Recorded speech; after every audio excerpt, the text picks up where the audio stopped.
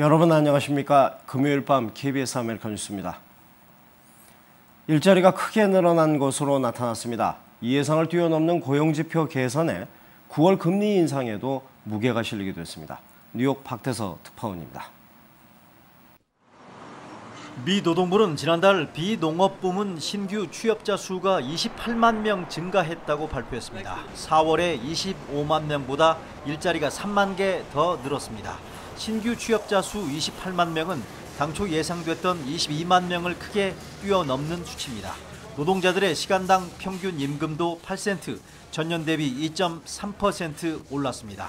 2013년 이후 최대 상승폭입니다. 실업률은 5.5%로 집계됐습니다.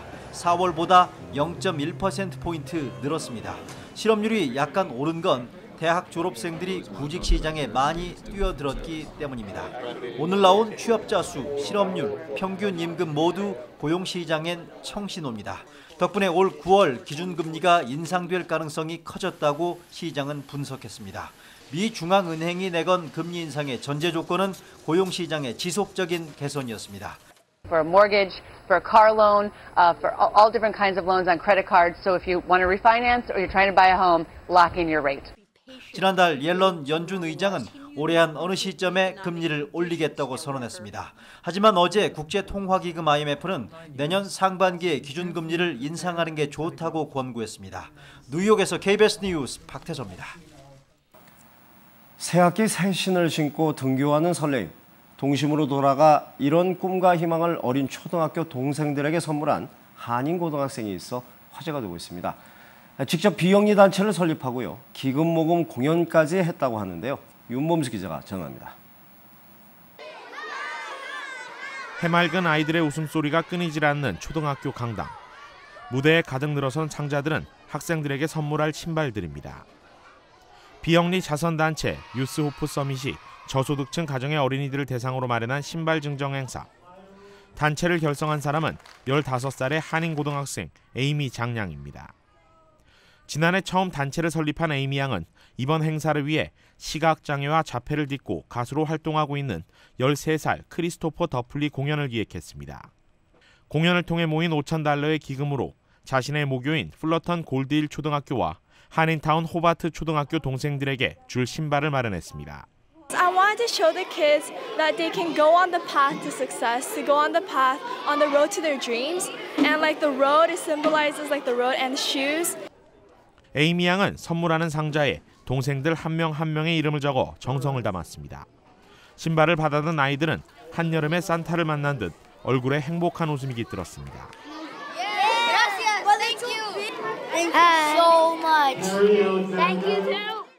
Kids who don't have the money to buy brand clothes, they're not as confident because they feel like they're lower than other people. And I didn't want the kids to feel that way. I wanted them to be confident, and shoes was one of the ways I could give them confidence. 에이미 양은 자신을 비롯해 좀 더 많은 학생들이 꿈과 희망을 안고 나아가기를 바랍니다. 그리고 그런 꿈을 가진 학생들이 많아질수록 좀 더 좋은 세상을 만들 수 있고 좋은 내일이 찾아올 것이라 믿습니다. And I'm a kid myself, and I wanted to motivate other children to show that they can actually accomplish things even if they're so young, even if they're only in elementary school, even as the kids of this world. 향후 UN 또는 국제 NGO 기구 등에서 활동하고 싶어하는 에이미 양은 앞으로도 많은 학생들에게 꿈을 담은 신발을 선물할 계획입니다. KBS 뉴스 윤범수입니다. 뉴저지 캠든시가 누구나 노래하고 연주할 수 있는 피아노를 시청 앞에 설치했습니다. 절망의 도시 캠든의 가난을 이기는 힐링 프로젝트, 뉴욕 김일강 동시도입니다. 한 남성이 낡은 피아노 앞에서 음악에 취해 있습니다. 뉴저지에서 가장 위험하고 가난한 도시로 손꼽히는 도시 캠든. 이곳에 새로운 삶을 위한 바람이 일고 있습니다. I hear a lot of things about Camden that is not necessarily positive, and this is like a small little oasis. 뉴저지 캠든 시청 앞 루즈벨트 프라자에 놓여진 피아노. 이 피아노는 캠든시에 거주하는 노숙자와 알코올 중독자, 그리고 빈곤에 허덕이는 시민들의 정신적 치유를 위해 시정부가 누구나 노래하고 연주할 수 있도록 배려한 것입니다. I was homeless for 3 years at one time. Then I had to build myself back up to get back off my feet again. It relaxes me in my mind. It makes me forget about everything. 이 프로젝트는 이곳 캠든시에만 있는 것은 아닙니다. 지난 2008년 영국의 작가 루크 제렘에 의해 시작돼 지금은 세계 46개 도시에 1,300여 대의 피아노가 놓여 있습니다. 지금까지 뉴욕이었습니다. 여름방학을 맞아 초중고 학생과 대학생들을 대상으로 하는 다양한 프로그램이 LA 한인사회 곳곳에서 진행됩니다. 프로그램들마다 개성 있는 주제와 성격으로 젊은 학생들의 잠재 능력을 발굴하고 리더십을 키우는 데 초점이 맞춰져 있습니다. 노승우 기자입니다. 미래의 지도자를 양성한다. 한미연합회가 방학기간 중고등학생들을 대상으로 실시하는 모의 UN 프로그램은 전 세계에서 일어나고 있는 다양한 국제적 현안들을 놓고 학생들이 직접 토론 발표를 진행하는 방식으로 이루어집니다. 이를 위해 직접 자료 조사와 연구, 연설 능력을 키우게 되고 궁극적으로 비판적 사고를 기르자는 것이 모의 UN의 목적입니다. 13세 이상 중고등학교 80여 명이 참가하는 모의 UN은 오늘 7월 13일부터 4일 동안 UCLA에서 열립니다. 방학 기간 다양한 현장 경험을 쌓게 될 인턴십 프로그램도 모집이 한창입니다. 한인 이민 봉사 교육단체 민족학교는 한인 대학생 및 청년을 대상으로 한 여름 리더십 프로그램 참가자를 모집합니다. 프로그램에 참가하는 인턴들은 7주 동안 미국 내 사회적 이슈와 이민 문제, 인종차별 등 다양한 이슈를 배우고 논의하며 지역 주민들과 만나는 현장 교육도 진행됩니다.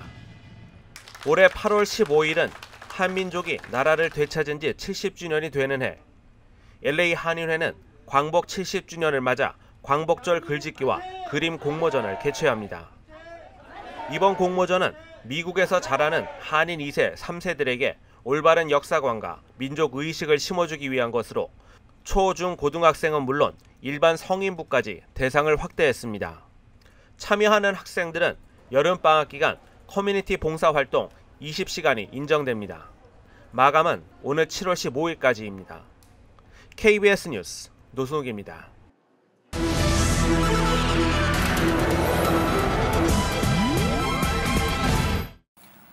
연방정부 공무원 400만 명의 정보가 대량 유출되는 사건이 발생했습니다.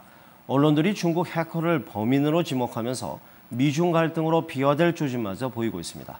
워싱턴 이주환 특파원입니다. 전 현직 연방 공무원 400만 명의 정보가 대량 유출된 곳은 미 연방 인사관리처입니다. 공무원들의 사회 보장 번호와 은행 계좌 번호 등 중요한 개인 정보들이 빠져나갔습니다. What the purpose of this hack attack was to conduct specific socially engineered cyber attacks on federal employees in order to get very specific information that's classified or sensitive, etc. 해킹 대상이 된 연방인사관리처는 연방 공무원들의 경력과 업무 능력 평가, 건강 관련 자료 등 각종 신상 자료를 관리하고 있습니다. 때문에 각 부처가 요구하는 공무원 인사검증의 90%가 바로 이곳에서 이루어집니다. 지난해 12월과 1월에도 두 차례 해킹을 당해 일부 공무원 정보가 유출됐습니다. 이번 해킹은 최근 발생한 연방정부 기관에 대한 해킹 가운데 최대 규모가 될 전망입니다. 미 언론들은 인사관리처를 해킹한 해커들이 미국 주요 보험사도 해킹했다면서 배후로 중국 해커들을 지목하고 나섰습니다. 반면 중국 정부는 근거도 없는 무책임한 행동이라며 맞받아쳤습니다. 백악관은 신중한 입장입니다. No conclusions about the attribution of this particular attack have been reached at this point. 지난 1년 새 백악관과 국방부, 국세청 등 주요 기관들이 해킹당하면서 미국 내 사이버 안보에 비상이 걸렸습니다. 워싱턴에서 KBS 뉴스 이주환입니다. 유럽 인권재판소가 식물인간의 연명 치료를 중단할 수 있다고 판결했습니다. 안락사에 대한 찬반 논란이 여전한 가운데 사실상 안락사를 허용한 판결이어서 파장이 만만치 않을 것으로 보입니다. 파리 박상용 특파원입니다. 유럽 인권재판소가 회복이 불가능한 식물인간 상태 환자의 연명 치료를 중단할 수 있다고 판결했습니다. 유럽 인권재판소는 식물인간 상태인 프랑스인 환자 뱅상 랑베르에게 영양과 수분 공급을 중단하는 것은 유럽 인권법에 어긋나지 않는다고 판결했습니다. 재판관 12명이 찬성했고 5명이 반대했습니다. 인권재판소는 이에 따라 지난해 6월 연명치료 중단을 허용한 프랑스 최고행정재판소의 결정은 유효하다고 판결했습니다. Dit par 12 voix contre 5 qu'il n'y aurait pas violation de l'article 2 de la Convention en cas de mise en œuvre de la décision du Conseil d'État du 24 juin 2014. 프랑스인 랑베르는 지난 2008년 교통사고로 뇌를 다쳐 7년 동안 연명치료를 받아왔습니다. 의료진과 부인 등이 환자가 회복 불가능한 상태에서 연명치료는 무의미하다고 주장해왔고 부모 등 나머지 친척들은 치료 중단에 반대했습니다. 앞서 프랑스 하원은 지난 3월 회복 불가능한 말기 환자에게 진정제를 투여해 수면 상태에서 숨질 수 있도록 하는 안락사 법안을 통과시켰습니다. 유럽에서는 2000년대 들어 네덜란드를 시작으로 벨기에와 룩셈부르크 등 일부 국가에서 안락사를 법으로 허용하고 있습니다. 파리에서 KBS 뉴스 박상용입니다. 오늘 뉴욕 증시가 그리스 구제금융 협상 난항 속에 혼조세로 마감했습니다. 원달러 환율은 1112원 80전입니다.